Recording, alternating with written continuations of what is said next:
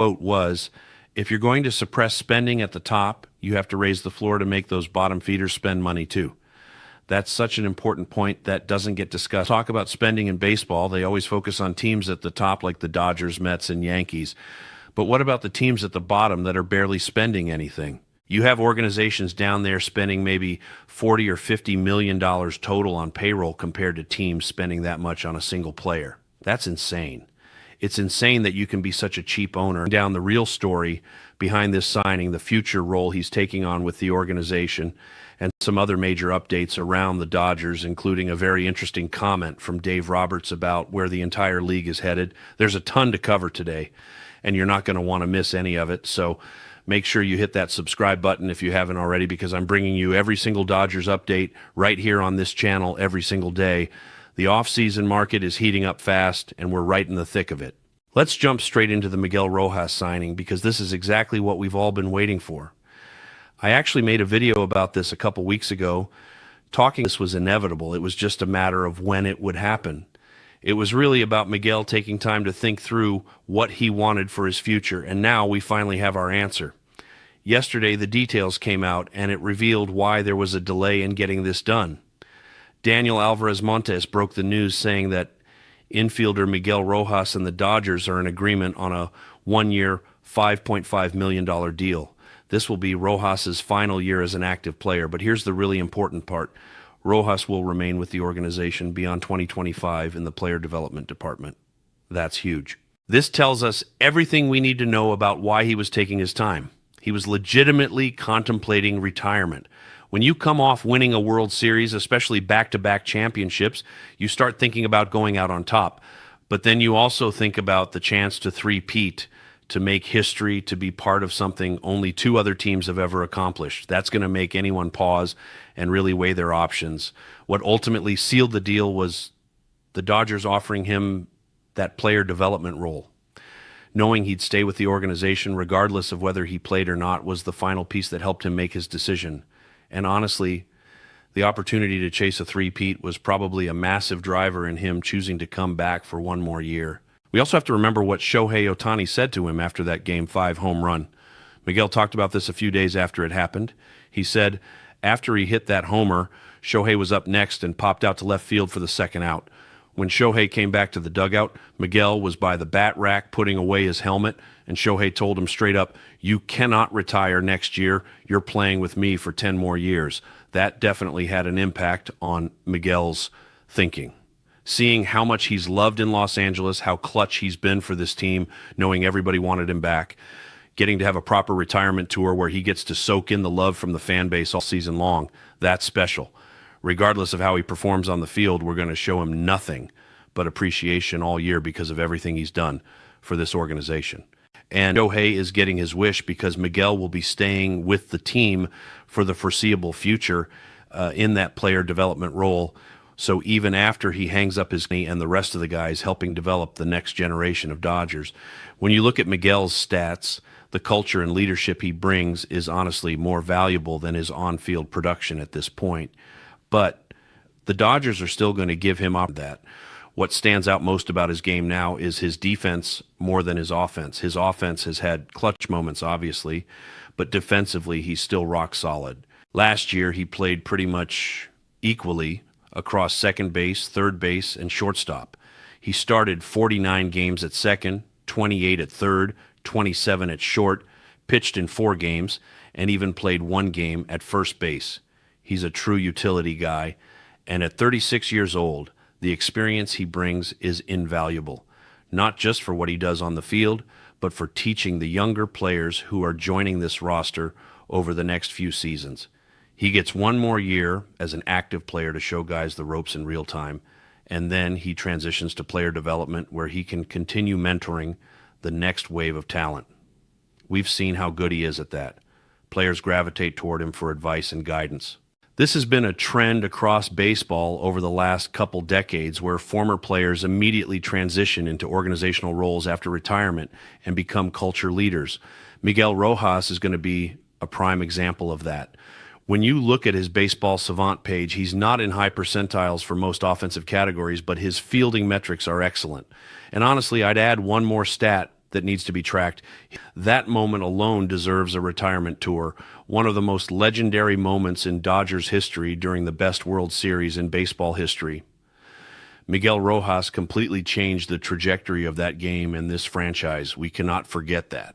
His fielding is what really stood out in the postseason. That diving play against the Phillies, the awareness on the double play in Game 6, all of it showed why he's still so valuable defensively. And that's going to continue this culture shift players are, or what moves the Dodgers make in free agency. Having legendary players with legendary moments like Miguel on the roster exemplifies what this Dodgers culture is all about and sets the tone for anyone who joins this team. Even beyond the culture aspect, Miguel's going to be an incredible backup option. We saw how useful he was last year playing every infield position. Whether Hee-Sung Kim ends up being the everyday second baseman or not is still to be, and there are still big names on the market. But having Miguel as an option at second, third, short, wherever you need him in his final season is extremely valuable. Fielding skills don't leave a player the way hitting skills can. His glove is still elite.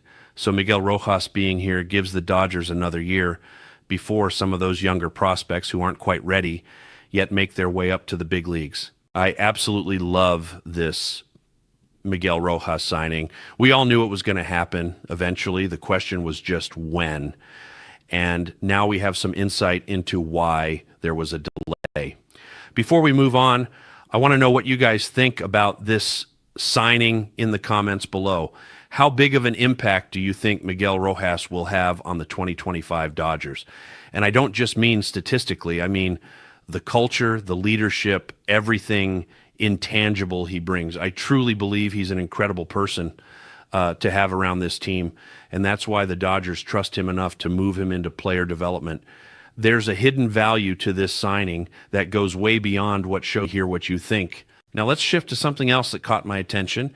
Dave Roberts made a really interesting comment about the future of Major League Baseball. He said he'd be fine with an MLB salary cap as long as there's also a salary floor. His exact quote was, "If you're going to suppress spending at the top, you have to raise the floor to make those bottom feeders spend money too." That's such an important point that doesn't get discussed. Talk about spending in baseball. They always focus on teams at the top like the Dodgers, Mets, and Yankees. But what about the teams at the bottom that are barely spending anything? You have organizations $50 million total on payroll compared to teams spending that much on it. It's insane that you can be such a cheap owner that your team isn't putting fans in seats and you're not investing any money into building a competitive roster. So having a salary floor is way more important than having a cap, in my opinion. A floor forces cheap owners to actually try. We know you can find incredible players on low contracts who end up being superstars. A salary floor would push teams to be more active and competitive instead of just pocketing revenue sharing money. It's not the Dodgers' fault if a salary cap gets implemented. People love to blame big spending teams, but the real problem is owners at the bottom who refuse to invest in their product. If there's ever a cap, there absolutely has to be a floor to balance it out. Let me know what you think about that in the comments. One more quick thing before we wrap up. If you haven't already, you need to go Athletic. She was formerly covering the St. Louis Cardinals and has now joined the Dodgers beat writing staff. Huge congratulations to her. She's an incredible reporter and writer. If you want all your Dodgers news and analysis, definitely follow her on X and check out her work on The Athletic if you have a subscription. She's going to be a great addition to Dodgers coverage. And, of course, we're covering everything Dodgers right here on the channel as well. That's everything I've got for you in this video. If you enjoyed it, make sure you hit that like button and subscribe if you haven't already. Thanks so much for watching. Hope you have an amazing day, and let's go Dodgers. What's going on, Dodgers fans? This is the news you've been waiting for, and trust me, it's worth getting hyped about. I'm Jim Rodriguez, and you're tuning in to Dodgers Latest on this Thursday, and I cannot thank you enough for being here.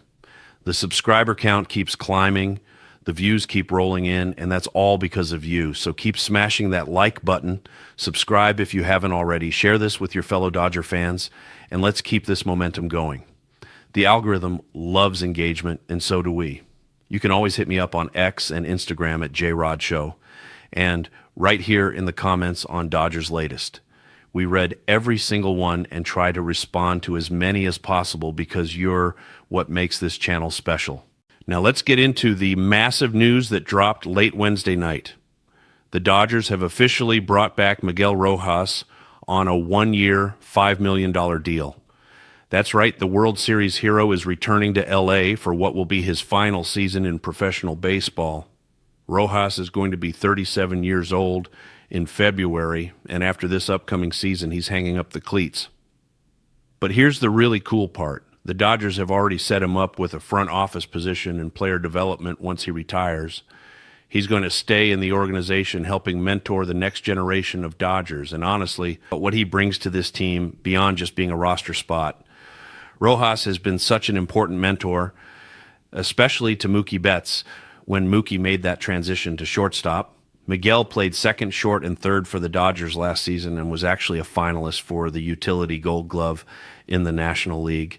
His defensive versatility is incredible, but when you think about Miguel Rojas and what he means to this franchise, your mind immediately goes to Game 5 of the World Series. What he did in the ninth single greatest inning any Dodger has ever had. He crushes a home run off Jeff Hoffman to tie the game and bring the Dodgers back from the dead. Then in the bottom of the ninth, playing second base, he makes that stumbling, staggering throw to home plate to cut down Isiah Kiner-Falefa and keep the game tied, forcing extra innings. Without that inning, there's no World Series championship. Without Miguel Rojas, this dynasty doesn't exist. People have legitimately debated whether that home run is the greatest